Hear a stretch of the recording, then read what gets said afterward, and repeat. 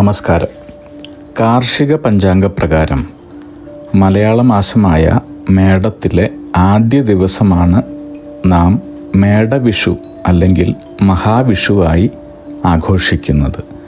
കേരളം കൂടാതെ പല ദേശങ്ങളും ഈ ദിവസമോ ഇതിനോടനുബന്ധിച്ചിട്ടുള്ള ദിവസങ്ങളിലോ ഈ ആഘോഷാചാരങ്ങൾ നടത്തുന്നുണ്ട്.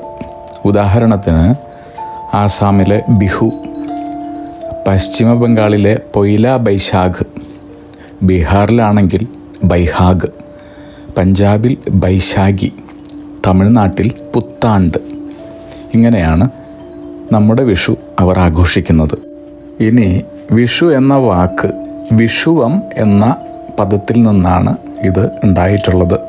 ഇതുകൊണ്ട് അർത്ഥമാക്കുന്നത് തുല്യമായത് എന്നാണ്. അതായത് രാവും പകലും തുല്യമായ ദിവസത്തെ വിഷു എന്ന് വിളിച്ചു തുടങ്ങി. മഹാവിഷു അല്ലെങ്കിൽ വിഷു എന്നറിയപ്പെടുന്ന നമ്മുടെ ഈ ആഘോഷത്തിന് പിന്നിൽ ഒട്ടേറെ ഐതിഹ്യങ്ങൾ നിലവിലുണ്ട്. അതിൽ ഒരു പുരാണ കഥ കേട്ടോളൂ. ഒരിക്കൽ 3 ലോകങ്ങളും നരകാസുരൻ്റെ ഉപദ്രവത്താൽ വലഞ്ഞു. എല്ലാവർക്കും ബുദ്ധിമുട്ട്. തുടർന്ന് ശ്രീകൃഷ്ണനും പത്നി സത്യഭാമയും ഗരുഡാരൂഢരായി നരകാസുരനുമായി യുദ്ധത്തിനെത്തി. യുദ്ധത്തിൽ മുരൻ, താമ്രൻ, അന്തരീക്ഷൻ, ശ്രവണൻ, വസുവിഭാസു, നപസ്വാൻ, അരുണൻ തുടങ്ങിയ അസുരന്മാരെയെല്ലാം വധിച്ച് ഒടുവിൽ നരകാസുരനെയും നിഗ്രഹിച്ചു. മഹാവിഷ്ണുവിൻ്റെ അവതാരമായ ഭഗവാൻ ശ്രീകൃഷ്ണൻ നരകാസുരവധം നടത്തിയ ദിനമാണ് വിഷുവായി കൊണ്ടാടുന്നതെന്നാണ് ഒരു ഐതിഹ്യം. അതുപോലെ വിഷു, വിഷുഫലം ഇവ രണ്ടും തന്നെ കേരളീയർക്ക് ഒട്ടും ഒഴിച്ചുകൂടാൻ സാധിക്കാത്ത കാര്യങ്ങളാണ്. വിഷുവിൻ്റെ പ്രാധാന്യം നോക്കാം. വിഷുവിനോടനുബന്ധിച്ച് ആചാരപരമായി ഏറ്റവും പ്രാധാന്യം കൽപ്പിക്കുന്നത് വിഷുക്കണിക്കാണ്. സൂര്യൻ മേടം രാശിയിലേക്ക് സംക്രമണം നടത്തുന്ന സൂര്യോദയത്തിലാണ് വിഷുക്കണി ദർശിക്കേണ്ടത്. ശുഭമുഹൂർത്തത്തിൽ വിഷുക്കണി ദർശിച്ചാൽ അടുത്ത വിഷു വരെ സർവൈശ്വര്യങ്ങളും സമൃദ്ധിയും അനുഭവിക്കാൻ സാധിക്കുമെന്നാണ് വിശ്വാസം. വിഷുമുഹൂർത്തത്തിൽ തന്നെ വിഷു കൈനീട്ടം സ്വീകരിക്കുന്നത് സമ്പത്ത് സമൃദ്ധി പ്രദാനം ചെയ്യുന്നതായി വിശ്വസിക്കുന്നു. എല്ലാ സമസ്ത ഐശ്വര്യങ്ങളും സമ്പത്തും ജീവിതത്തിൽ ചൊരിയുവാൻ വിഷു ആചരിക്കുന്നു. സൂര്യൻ ഒരു രാശി മാറി അടുത്ത രാശിയിലേക്ക് സഞ്ചരിക്കുന്നതിനെ സംക്രാന്തി എന്ന് പറയുന്നു. സംക്രാന്തികളിൽ ഏറ്റവും പ്രധാനമായവ മഹാവിഷുവം, അതായത് മേഷാദി എന്നാണ് പറയുന്നത്. കേരളത്തിൽ പ്രധാനമായും 2 വിഷുവാണ് വരുന്നത്. മേടത്തിൽ വരുന്ന മേടവിഷുവും തുലാമാസത്തിൽ വരുന്ന തുലാവിഷുവും. സൂര്യൻ മേടം രാശിയിൽ പ്രവേശിക്കുന്ന ദിവസം ഭൂമധ്യരേഖാ പ്രദേശത്ത് സൂര്യപ്രകാശം 180 ഡിഗ്രിയിൽ നേരെയാണ് പതിക്കുന്നത്. ഈ ദിവസം രാത്രിയുടെയും പകലിൻ്റെയും സമയദൈർഘ്യം ഒന്നായിരിക്കും, തുല്യമായിരിക്കും. അങ്ങനെ ഋഷിവര്യന്മാരും നമ്മുടെ പൂർവികരും യാതൊരു വിധത്തിലുള്ള സാങ്കേതിക ഉപകരണങ്ങളും ഇല്ലാതിരുന്ന കാലത്ത് സൂര്യൻ്റെ സംക്രാന്തിയും ഭൂമിയുടെ അച്ചുതണ്ടിൻ്റെ പ്രത്യേകതകളും കാലാവസ്ഥാ വ്യതിയാനങ്ങൾ, മഴ തുടങ്ങിയവ വിശദമായി മനസ്സിലാക്കിയുള്ള അടുത്ത 1 വർഷക്കാലത്തെ പ്രവചനങ്ങൾ നടത്തിയിരുന്നു എന്നത് നമുക്ക് തികച്ചും അഭിമാനജനകമായ കാര്യമാണ്. യഥാർത്ഥത്തിൽ വിഷുവങ്ങളിൽ പ്രധാനമായ മഹാവിഷുവം അല്ലെങ്കിൽ വിഷു ഇപ്പോൾ 24 ദിവസങ്ങളോളം പിന്നിലാണെന്നാണ് വിദഗ്ധർ പറയുന്നത്. ഭൂമിയുടെ അച്ചുതണ്ടിൻ്റെ വൃത്താകൃതിയിൽ ചലിക്കുന്ന പ്രതിഭാസത്തിൻ്റെ വ്യത്യാസമാണ് ഇതിന് പിന്നിൽ. മുൻപ് മഹാവിഷുവം മേടമാസത്തിൽ കൃത്യമായി വന്നിരുന്നു. ഈ ഭൂമിയുടെ അച്ചുതണ്ടിൻ്റെ ഈ വ്യത്യാസം കാരണം മഹാവിഷുവം ഇപ്പോൾ മീനരാശിയിലാണ് വരുന്നത്. പക്ഷേ നാം വിഷു ആചരിക്കുന്നത് മേടമാസത്തിൽ തന്നെ തുടരുന്നു.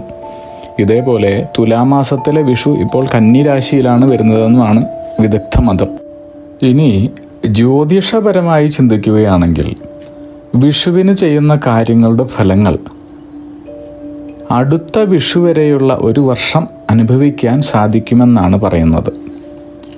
അതിനാൽ വിഷു ദിവസം ശുഭകരമായ കാര്യങ്ങൾ ചെയ്യുവാനോ തുടക്കം കുറിക്കുവാനോ ആളുകൾ ശ്രമിക്കുന്നു. പണ്ട് മുതലേ തന്നെ കേരളത്തിൽ വിഷുഫലം പറയുന്ന പതിവുണ്ടായിരുന്നു. അടുത്ത ഒരു വർഷത്തെ ഗ്രഹങ്ങളുടെ സ്ഥാനങ്ങൾ ഗണിച്ച് അതിനെ അടിസ്ഥാനമാക്കിയാണ് വിഷുവിന് ഫലം പറയുന്നത്. സൂര്യൻ്റെ മേടസംക്രമണം കണക്കാക്കി വിവിധ തരത്തിലുള്ള ഗണന ചിന്തകളിലൂടെയാണ് ജ്യോതിഷികൾ വിഷുഫലം പ്രവചിക്കുന്നത്. ഇങ്ങനെ പ്രവചിക്കുന്ന വിഷുഫലത്തിന് ഓരോ കേരളീയൻ്റെയും ജീവിതത്തിൽ ഉള്ള പ്രാധാന്യം പറഞ്ഞറിയിക്കാൻ സാധിക്കുന്നതല്ല.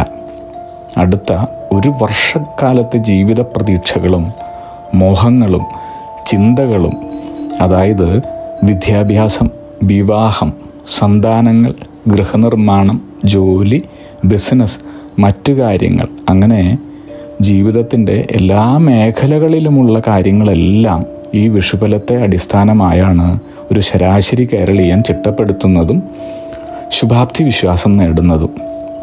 വിഷുഫലമാണ് അടുത്ത ഒരു വർഷം നിങ്ങളെ ജീവിത വിജയം നേടുവാൻ, നേട്ടങ്ങൾ കരസ്ഥമാക്കുവാനുമായി നയിക്കുന്നത്. അതുകൊണ്ട് തന്നെ വിഷുഫലത്തിന് വളരെ വലിയ സ്വാധീനമാണ് ഉള്ളതെന്ന് പറയാം. ഇനി നിങ്ങളുടെ വിഷുഫലം എങ്ങനെയാണ് ജീവിതത്തിൽ പ്രതിഫലിക്കുന്നതെന്ന് നോക്കാം. പഴമക്കാർ പറയും, നല്ല മഴക്കാറുണ്ട്, ഇന്ന് മഴ പെയ്യും. കുറച്ച് കഴിഞ്ഞാകട്ടെ കാറ്റ് വരികയായി, മഴയൊട്ട് പെയ്യുന്നുമില്ല. അപ്പോൾ അവർ പറയും, കാറ്റ് വന്നു, മഴയെ കൊണ്ടുപോയി.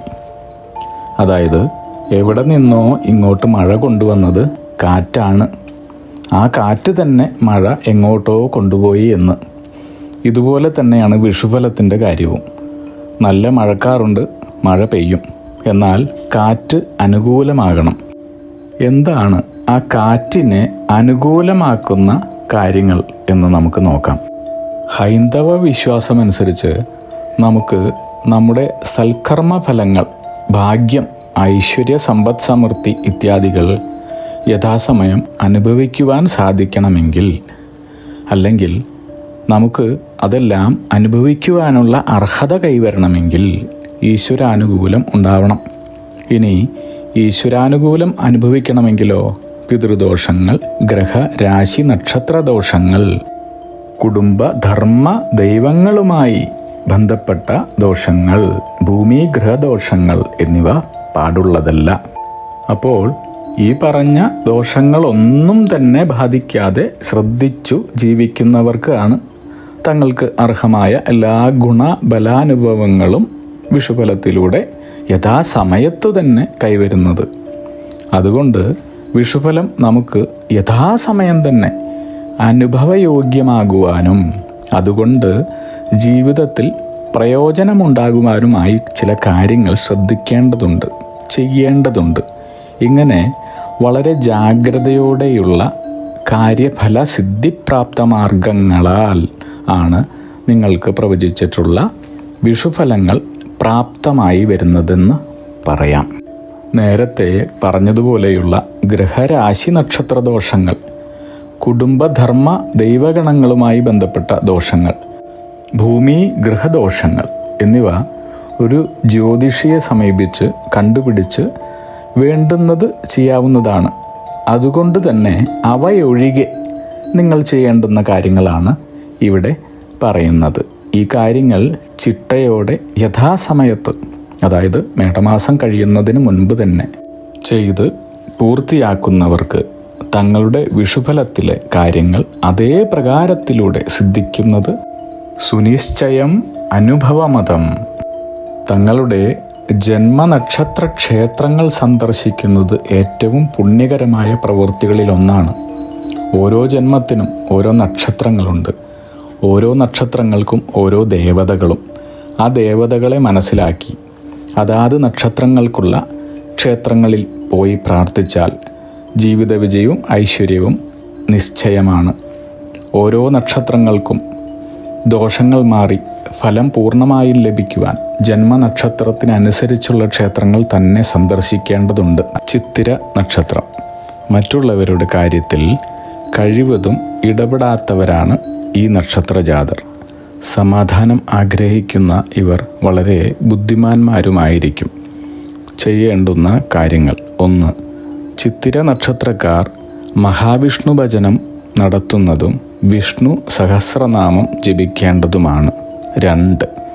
ചിത്തിര നക്ഷത്രക്കാർ ചൊവ്വാപ്രീതികരമായ കർമ്മങ്ങൾ അനുഷ്ഠിക്കണം. ചൊവ്വയുടെ അതിദേവതകളായ ഭദ്രകാളിയെയും സുബ്രഹ്മണ്യസ്വാമിയെയും ഭജിക്കുക. 3. ചിത്തിര നക്ഷത്രത്തിലും അനുജന്മ നക്ഷത്രങ്ങളായ അവിട്ടം, മകയിരം നക്ഷത്രത്തിലും ക്ഷേത്രദർശനം നടത്തി യഥാശക്തി വഴിപാടുകൾ നടത്തുക. സാധ്യമാണെങ്കിൽ ദേവീപ്രീതികരമായ പൗർണമി വ്രതവും സുബ്രഹ്മണ്യ പ്രീതികരമായ ഷഷ്ഠി വ്രതവും അനുഷ്ഠിക്കുക. 4. ശാസ്താവിന് നീരാഞ്ജനം സമർപ്പിച്ച് പ്രാർത്ഥിക്കുക. 5. തമിഴ്നാട്ടിലെ മധുരയിലെ ചിത്തിരരഥ വല്ലഭ പെരുമാൾ ക്ഷേത്രമാണ് ചിത്തിര നക്ഷത്രക്കാരുടെ ജന്മനക്ഷത്ര ക്ഷേത്രം. ഇവിടം സന്ദർശിച്ച് കഴിയുന്ന വഴിപാടുകൾ നടത്തുക. ഇവിടം സന്ദർശിക്കുവാൻ ബുദ്ധിമുട്ടുള്ളവർ കേരളത്തിലെ പ്രസിദ്ധമായ ദേവീക്ഷേത്രങ്ങളിലൊന്നായ ചെങ്ങന്നൂർ ദേവീക്ഷേത്രം സന്ദർശിച്ച് കഴിയുന്ന വഴിപാടുകൾ നടത്തുക. മഹാദേവ ക്ഷേത്രമെന്നാണ് പേരെങ്കിലും ദേവിയുടെ പേരിലാണ് ഈ ക്ഷേത്രം അറിയപ്പെടുന്നത്. ദേവിയുടെ തൃപ്പുത്താറാട്ട് ആഘോഷിക്കുന്ന കേരളത്തിലെ ഏക ക്ഷേത്രം കൂടിയാണിത്. ഇവിടെ പരമേശ്വരനെയും മഹാദേവിയെയും ഒരേ ശ്രീകോവിലിൽ പ്രതിഷ്ഠിച്ചിരിക്കുന്നു എന്ന പ്രത്യേകത കൂടി ഉണ്ട്. ഇവിടെ നിർദ്ദേശിച്ചതെല്ലാം ചെയ്യുക വഴി എല്ലാ ദോഷഫലങ്ങളെയും ഇല്ലാതാക്കി ഈ വർഷത്തെ വിഷുഫലങ്ങളെല്ലാം തന്നെ നേടുവാൻ നിങ്ങളെ സഹായിക്കുന്നു. അഗ്നിഹോത്രികളുടെ ജീവിത നിയോഗ പ്രവചനങ്ങളിലൂടെ നിങ്ങളുടെ കർമ്മദോഷങ്ങൾ നീക്കുന്നതിനും ജീവിത വിജയം നേടുന്നതിനുമായി ഞങ്ങളുടെ ബിസിനസ് വാട്സപ്പ് നമ്പറിലോ മെയിലിലോ ബന്ധപ്പെടുക. പരീക്ഷ, ഇൻ്റർവ്യൂ, ഇഷ്ടജീവിത പങ്കാളി, വിവാഹം, സന്താനഭാഗ്യം, രോഗദുരിതങ്ങളിൽ നിന്നുള്ള മോചനം, ഉദ്യോഗസ്ഥാന ലബ്ധി, ഭൂമി സ്വീകരണം, ഗൃഹനിർമ്മാണം, ഇഷ്ടജനലബ്ധി, ദാമ്പത്യ സൗഖ്യം, ജോലി, ബിസിനസ്, മറ്റു കർമ്മരംഗങ്ങളിലെ അഭിവൃദ്ധി, ആയുരാരോഗ്യ സൗഖ്യം, സർവസമസ്ത സമ്പദ് സമൃദ്ധി തുടങ്ങി എല്ലാ ജീവിത വിജയങ്ങൾക്കും കൂടാതെ സമ്പൂർണ്ണ ദോഷപരിഹാരങ്ങൾക്കും ഇഷ്ടകാര്യ വിജയങ്ങൾക്കും സർവ്വ ഐശ്വര്യങ്ങൾക്കുമായി വിവിധ രത്നക്കല്ലുകൾ ധരിക്കുന്നതിനുള്ള ഉപദേശങ്ങൾക്കായും പ്രശ്നപരിഹാരങ്ങൾക്കുമായി നിങ്ങൾക്ക് അഗ്നിഹോത്രി ജീവിത നിയോഗ ആചാര്യന്മാരുടെ ഉപദേശം സ്വീകരിക്കാവുന്നതാണ്. ഒരു കാര്യം പ്രത്യേകം ഓർക്കുക, നേരിട്ടുള്ള private consultation, online phone consultation എന്നിവയ്ക്ക് വാട്സപ്പിലൂടെയോ മെയിലിലൂടെയോ ഉള്ള മുൻകൂർ ബുക്കിംഗ് ആവശ്യമാണ്. ബിസിനസ് വാട്സപ്പ് നമ്പർ ശ്രദ്ധിച്ചോളൂ: 9846797971. Mail ID myniyogam@gmail.com. നിങ്ങളുടെ എല്ലാവിധത്തിലുമുള്ള പിതൃ, കർമ്മ, ഗ്രഹ, രാശി, നക്ഷത്ര ദോഷനിവൃത്തികൾക്കും പരമമായ ജീവിത വിജയത്തിനും അവസാനത്തെ അത്താണി അഗ്നിഹോത്രി ജീവിത നിയോഗ ആചാര്യന്മാർ. അഗ്നിഹോത്രികളുടെ ജീവിത നിയോഗ പ്രവചനങ്ങൾ മനുഷ്യ നന്മയ്ക്ക്.